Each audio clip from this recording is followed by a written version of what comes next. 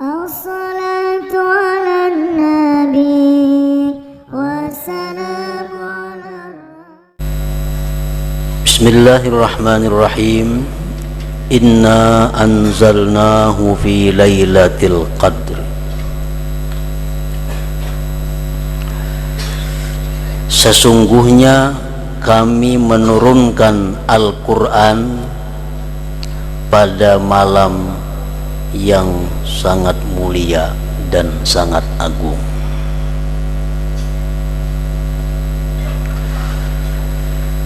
Sebagaimana diriwayatkan di dalam banyak riwayat bahwa Al-Quranul Karim diturunkan Allah dari Lauhil Mahfuz ke Baitul Izzah sekaligus. Kemudian dari Baitul Izzah diturunkan kepada junjungan kita Nabi besar Muhammad sallallahu alaihi wasallam bertahap dalam kurun waktu kurang lebih 23 tahun. Nah, maksud dalam ayat pertama ini, sesungguhnya kami menurunkan Al-Quran pada malam Qadar, pada malam yang mulia, malam yang agung. Itu adalah menurunkan dari Lauhil Mahfuz ke Baitul Izzah di langit yang pertama.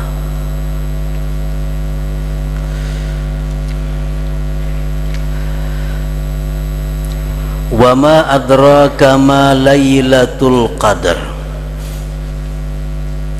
Tahukah engkau apa itu malam yang mulia?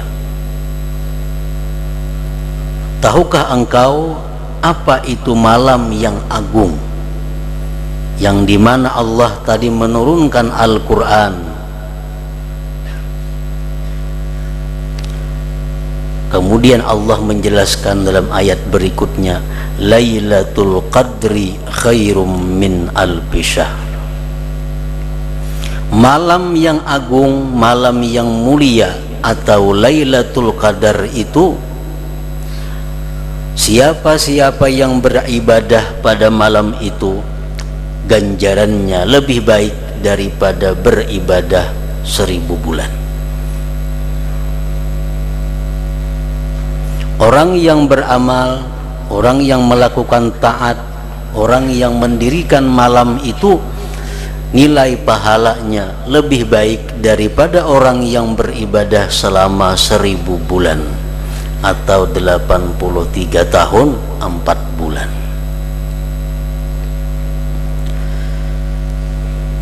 Nah, para muhibbin rahimakumullah, banyak riwayat daripada Rasulullah sallallahu alaihi wasallam tentang itu Lailatul Qadar.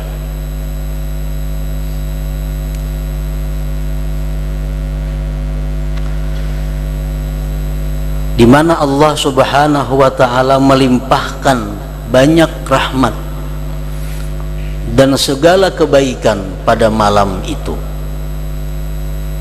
terutama bagi mereka-mereka yang taat dan beribadah kepada Allah Subhanahu wa taala. Sebagaimana sabda Rasulullah sallallahu alaihi wasallam, "Inna hadha ash-shahra qad hadarakum wa fihi lailatun khairum min alfi syahr. Man hurimaha faqad hurimal khaira kullah wa la yuhramu khairuha illa mahrum." Rawahu Ibnu Majah. Sesungguhnya ini bulan, maksudnya bulan Ramadan, telah hadir kepada kamu, dan pada bulan Ramadan itu ada satu malam di mana beribadah pada malam itu lebih baik daripada beribadah dalam 1000 bulan. Barang siapa yang ditegah pada malam itu untuk beribadah kepada Allah, barang siapa yang tidak diberi taufik oleh Allah beribadah pada malam itu Qadar tadi, laqad hurimal khaira kullah, maka berarti orang itu ditegahlah kebaikan seluruhnya. Dan tidak ditegah kebaikan itu Lailatul Qadar kecuali memang orang-orang yang tertegah daripada taufik Allah Subhanahu wa ta'ala. Jadi artinya orang-orang yang tidak menghiraukan tentang Lailatul Qadar, orang-orang yang tidak peduli dengan Lailatul Qadar, itu adalah orang-orang yang mahrum, orang-orang memang ditegah untuk mendapatkan pemberian Allah yang banyak pada Lailatul Qadar. Sebagian kita ada yang mengintai, mencari, menunggu kapan Lailatul Qadar itu. Nah, inilah orang-orang yang diberi anugerah yang besar oleh Allah Subhanahu wa ta'ala. Sebagian lagi ada orang yang acuh tak acuh tentang Lailatul Qadar, seolah-olah tidak ada Lailatul Qadar itu. Nah, ini orang yang mahrum, orang yang ditegah daripada taufik Allah Subhanahu wa ta'ala. Para muhibbin rahimakumullah, apa yang Allah lakukan pada Lailatul Qadar itu? Di antaranya Rasulullah sallallahu alaihi wasallam menyatakan, innallaha yanzuru lailatal qadri ilal mu'minin min ummati Muhammadin sallallahu alaihi wasallam faya'fu anhum wa yarhamuhum illa arba'an mudmina khamrin wa aqan wa musyahinan wa qati'a rahim.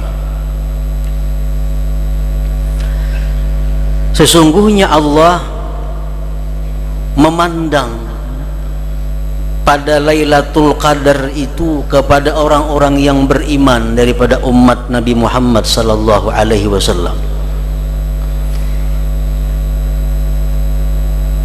Allah mengampuni mereka dan menyayangi mereka, yang mana ampunan itu dan kasih sayang itu tidak diberikan Allah pada selain malam Qadar atau pada Lailatul Qadar itu. Jadi seluruh yang beriman daripada umat Nabi kita dapat ampunan Allah, dapat kasih sayang yang khusus dari Allah pada malam Qadar itu. Kecuali ada 4 orang yang celaka, yang tidak dapat ampunan Allah. Orang-orang ini malam Lailatul Qadar itu kada dapat ampunan, apalagi di malam yang lainnya. Karena Lailatul Qadar itu adalah merupakan paling afdal malam yang masih ada sekarang ini. Malam yang paling afdal adalah malam wulida fihil Mustafa sallallahu alaihi wasallam, malam di mana dilahirkan junjungan kita. Itu malam yang paling afdal, tapi itu kada terulang lagi, cuma sekali dalam sejarah. Nah, yang kedua Lailatul Qadar, malam Qadar, malam yang nomor 2 urutan kemuliaannya. Nah, siapa-siapa yang pada malam Qadar ini tidak mendapatkan rahmah, tidak mendapatkan ampunan dari Allah, apalagi malam yang lain. Siapa 4 orang nang kada dihiraukan Allah, 4 orang ini kada dipandang Allah, 4 orang ini tidak diampuni Allah. Pertama, mudminu khamrin, orang yang suka minum yang memabukkan.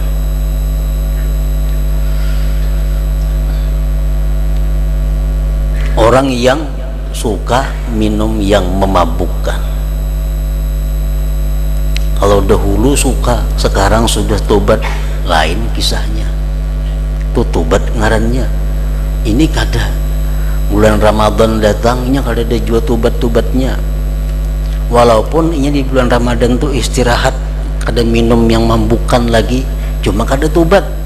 Nah, termasuk dalam mudmin khamrin, orang yang suka minum yang memabukkan.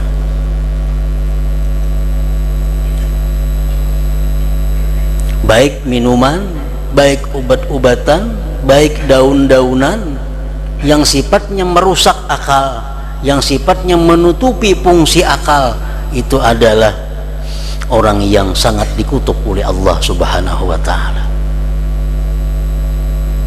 Akal ini sesuatu yang paling berharga di dalam tubuh manusia. Dengan akal itulah kita mengenal Allah. Dengan akal kita dibebani salat dan hukum-hukum lainnya. Tanpa akal semua anprai. Nah, orang-orang yang berusaha merusak akal ini orang-orang yang benar-benar dikutuk oleh Allah. Orang minum arak itu orang yang tertutup akalnya, terganggu akalnya.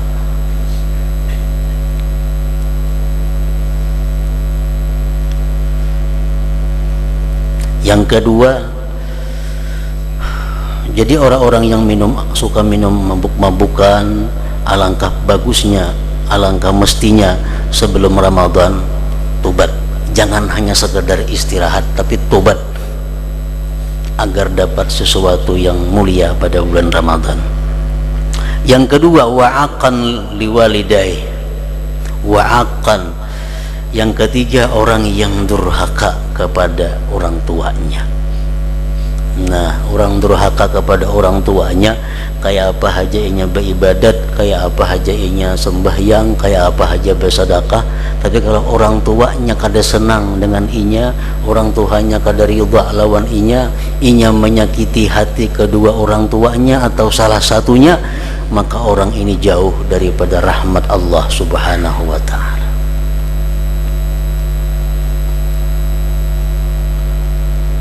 Jadi kalau kita sebelum datangnya bulan Ramadan kita seringkali bertentangan dengan orang tua, seringkali mungkin menyakiti hati orang tua, maka mintalah ampun kepada Allah dan mintalah halal kepada kedua orang tua agar di bulan Ramadan itu kita ada harapan menerima yang istimewa dari Allah Subhanahu wa ta'ala.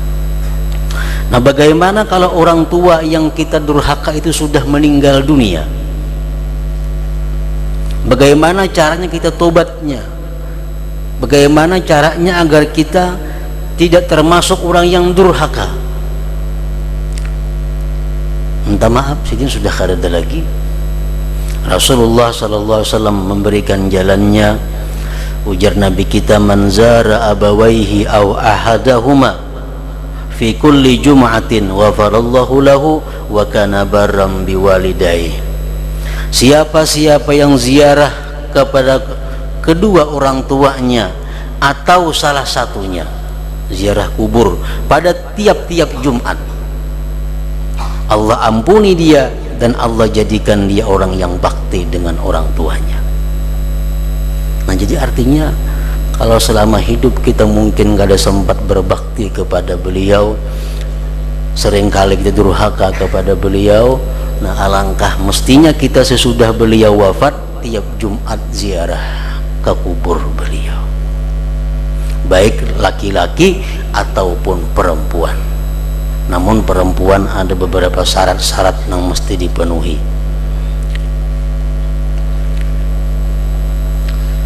Perempuan umpamanya hidupnya waktu itu durhaka kepada orang tuanya meninggal dunia, kada sempat minta halal, kada sempat minta ampunan, ziarah ke kubur orang tuanya. Tapi dengan aturan-aturan, syarat-syarat bagaimana perempuan itu ziarah kubur, seperti jangan berperhiasan, paculi, galang-galang, kalung bunil semuaan. Nah, jangan memakai baju yang baik-baik, jangan memakai apa ngarannya make up gincu, pulus, jaga aurat sebaik-baiknya, supaya mendatangkan manfaat terhadap dia sendiri dan orang tua yang diziarahinya. Nah, yang ketiga, wa musyahin. Musyahin ini tidak dapat apa-apa dari Allah pada malam qadar. Musyahin ini artinya, ujar penyarah hadis, mukidunaril adawah, orang yang menyalakan api permusuhan, provokator. katujuh bahwa katujuh bemusuh, katujuh maulah orang syarik.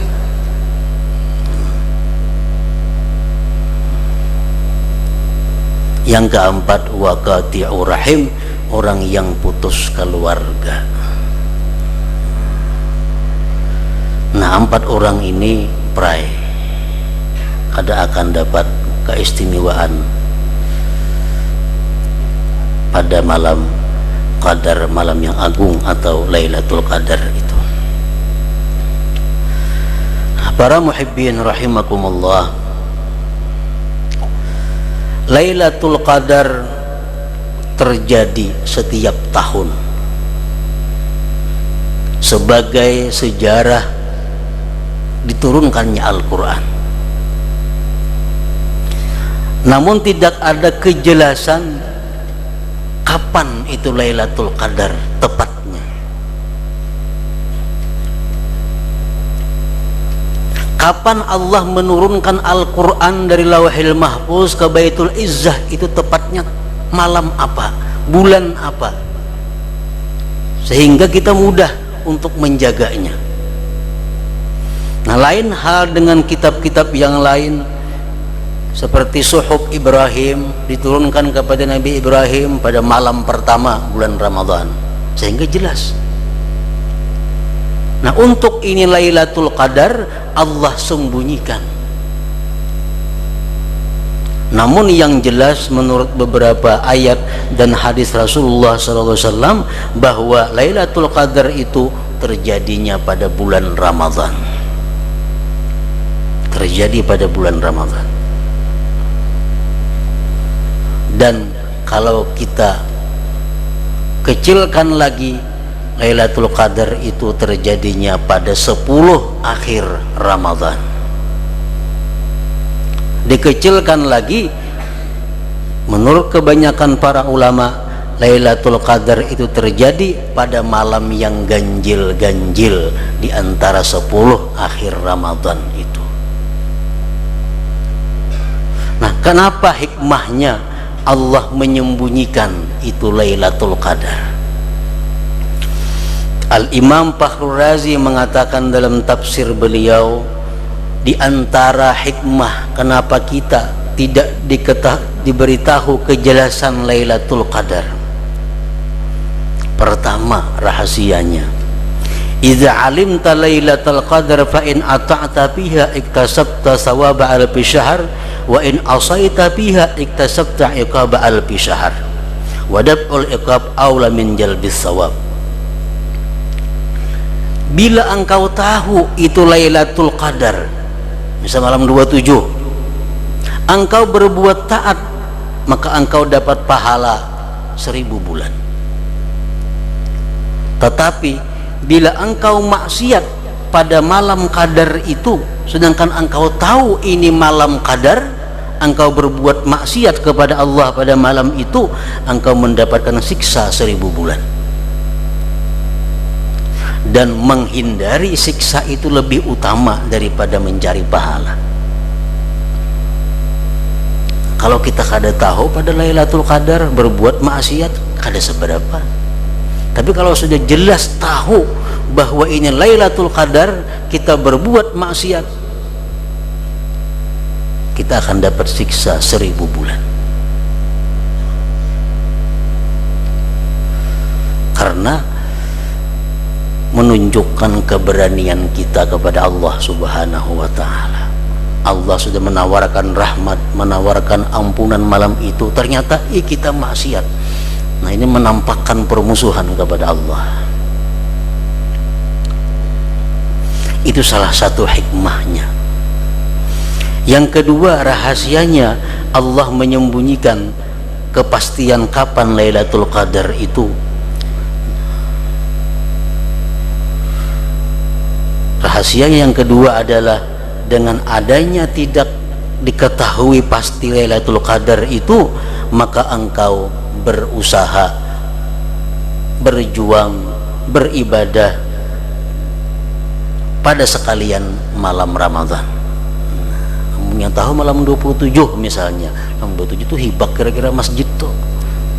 bisa kada muat masjidnya.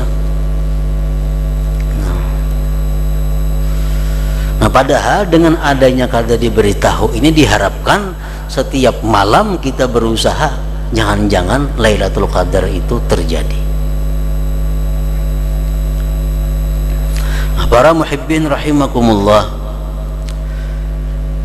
menurut pendapat yang kuat, yang mu'tamad, bahwa Lailatul Qadar itu terjadi dalam satu malam dan tidak berubah sampai hari kiamat. Itu pendapat yang kuat, dan kebanyakan daripada ulama-ulama ini mengatakan bahwa Lailatul Qadar itu terjadinya pada malam 27 Ramadan dan sampai hari kiamat kada berubah, tetap 27 Ramadan. Ada yang mengatakan lagi malam 21 Ramadan. Sampai hari kiamat tetap kada berubah pada malam 21 Ramadan itu. Nah, berhubung banyak pendapat tentang ini Lailatul Qadar, maka kita diharapkan selalu tahari atau berusaha mengintai pada malam-malam ganjil itu agar kita bertemu dengan Lailatul Qadar itu. Karena orang-orang yang beribadah pada malam itu qadar, walaupun dia tidak ditemui oleh hal-hal yang istimewa pada malam itu, tetap pahalanya sama 1000 bulan. Kalau pang misalnya nang 1000 bulan ini orang yang ditemui Lailatul Qadar kada, siapapun yang beribadah pada malam itu walaupun dia kada ditemuinya tetap akan dapat pahala 1000 bulan.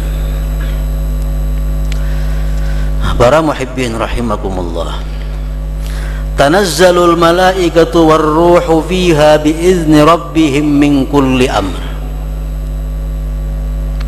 Turunan malaikat dan Jibril pada malam Lailatul Qadar itu dengan izin Tuhan dari tiap-tiap perkara. Malaikat dan Jibril turun ke muka bumi untuk melihat bagaimana umat Nabi Muhammad sallallahu alaihi wasallam. Sebab di bumi ini banyak perbuatan-perbuatan taat, banyak ibadah-ibadah yang tidak ada di langit. Jadi para malaikat langit sangat merindukan untuk melihat ibadah-ibadah umat Nabi kita yang tidak ada di langit itu. Kalau kita beribadah di sini berzikir, orang langit harap pada kita berzikir.